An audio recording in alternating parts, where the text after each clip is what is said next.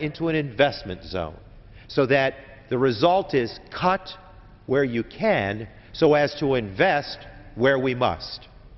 The investment, absolutely critical. The investment in jobs, the investment in teachers, firefighters, public safety elements, our police officers, our veterans community, and items like an infrastructure bank bill and infrastructure that we'll talk about in the remaining minutes of this special order. Well, let me just pick up a little more on the education. The most important investment any society will ever make is the education of their children and the re-education of their workforce.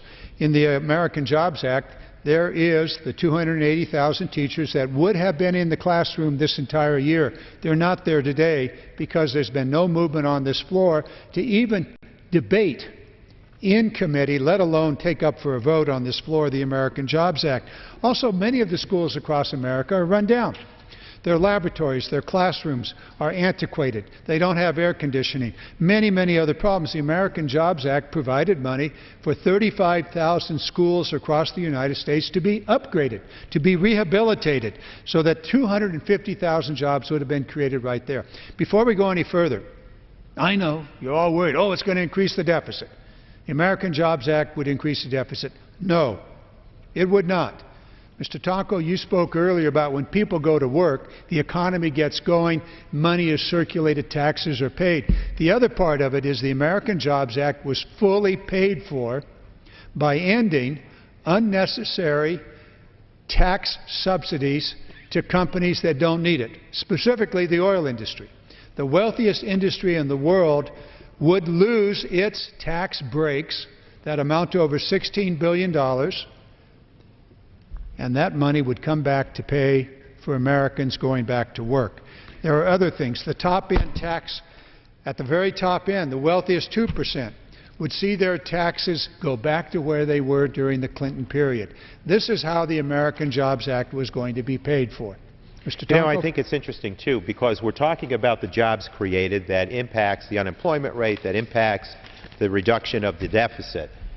In contrast, the Ryan budget, which we've talked about many times, the Republican plan for this House that's been adopted by Republicans that are in leadership and running for president, would, in contrast, according to the Economic Policy Institute, the cuts in services would result in a reduction of 1.3 million jobs in the first year and 2.8 million jobs in the second year.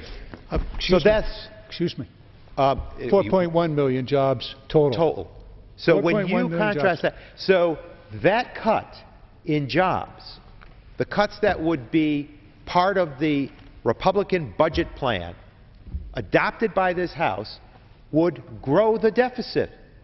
Because if we're arguing that employment reduces the deficit, unemployment, in contrast to the American Jobs Act, would drive up the deficit. You know, it's going back to the failed policies of the past.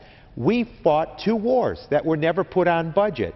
We offered trillions in tax cuts that we couldn't afford, and we avoided talking about paying for the war. Do we think there wasn't going to be a crash?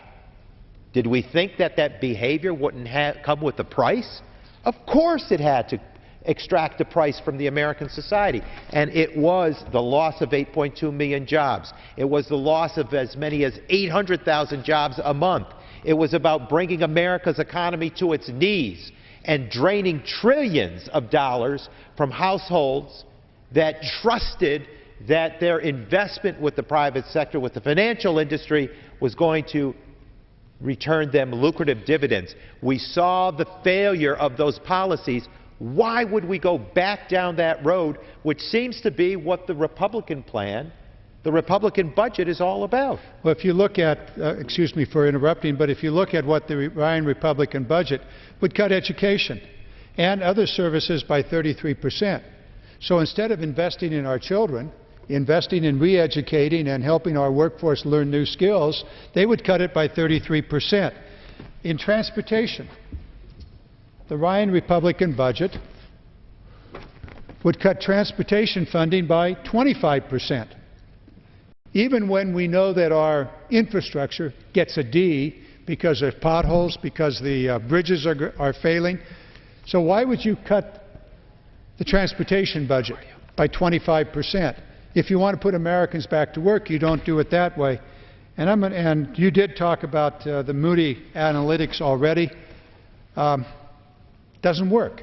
Now I'm going to just pick up one more thing. I'm on the House Armed Services Committee, and we heard testimony last week from the CEO of Lockheed Martin and the CEO of EADS, and also from 2 other witnesses. And they said this: you cut the budget for defense and you're going to lay off 2 million people. That's part of the sequestration. So here you have the top CEOs of America's big, huge companies saying, don't cut the budget because you are going to lay Americans off. You're going to lose up to 2 million jobs. And yet, for the last 2 years, our Republican friends have been trying to cut the budget. Not in defense, but in everything else, arguing that that will somehow create jobs. However, testimony received last week from the CEOs of 3 large American corporations and 1 smaller corporation said categorically, you cut the budget, we'll lay people off, creating unemployment. The American Jobs Act puts people back to work, and it is fully paid for. Mr. Tonko? Well, you know, I think earlier you had made mention of modernizing our schools, and that part of the American Jobs Act includes the investment in revitalizing our schools, some 35,000 schools across this nation. And the statistics are there. People document historically what investments in refurbishing our schools have meant. And for every $1 billion of investment, we can grow some 9,000 to 10,000 jobs. That's the start of the story. And so what we have here, the modernization of schools, would create some 250,000 jobs. But as I said, that's just the start of the story. What happens after that? Maintenance costs, operating costs, reduced, because you might have energy efficiency embraced in that restructuring. You'll have better, more efficient, weather-tight situations, more comfortable situations for students in which to learn, which is important. Mr. Tonko, you might actually have bathrooms at work. Absolutely. You might actually have a place where kids want to be. Right. You'll have a school that has a decent paint job, air conditioning. Kids would want to be in that school. Right. But we have schools across this nation where you wouldn't want to be, I wouldn't want to be.